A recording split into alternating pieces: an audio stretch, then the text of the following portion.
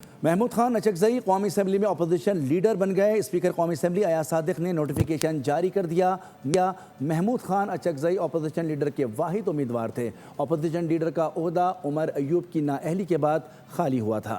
वज़ीर क़ानून आज़म नज़ीर तारड़ कहते हैं कि कौमी असम्बली के बाद सेनेट में भी अपोजिशन लीडर की तकर्री जल्द हो जाएगी। किसी दबाव के बाइस फैसला नहीं हुआ।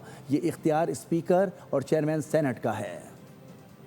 अपोजिशन की दरखास्त मंजूर। महमूद अचकजई को मिली बड़ी पोजीशन। ऐवान में कायदे हिज़्ब इख्तिलाफ की कुर्सी संभाल ली। स्पीकर अयाज सादिक ने नोटिफिकेशन जारी कर दिया। कौमी असम्बली का इजलास शुरू हुआ। स्पीकर ने कहा डोगर साहब चैम्बर में आए, नोटिफिकेशन ले जाएं। बाद में अयाज सादिक ने बाकायदा ऐलान भी किया।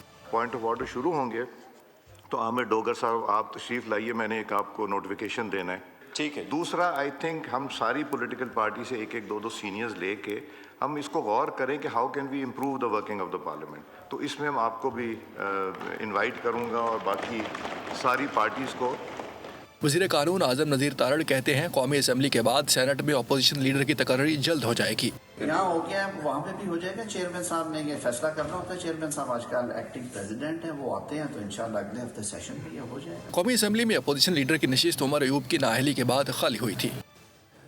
महमूद खान अचकजई को अपोजिशन लीडर नवाज शरीफ ने बनवाया। JUI का बड़ा इंकशाफ। महमूद खान अचकजई ने नवाज शरीफ से बराह रास्त रब्ता किया था, जिस पर नवाज शरीफ ने नोटिफिकेशन जारी कर दिया। JUI सेनेटर कामरान मुर्तज़ा ने बड़ा दावा कर दिया। JUI के तौर पे भी और ज़ाती हैसियत में भी और सूबे में रहने वाले शख्स की हैसियत में भी, मगर ये उनका जो नोटिफिकेशन है, ये मेरा ख्याल है नवाज शरीफ साहब की मरून मिन्नत नहीं है। शायद वहाँ से कोई इंटरफेरेंस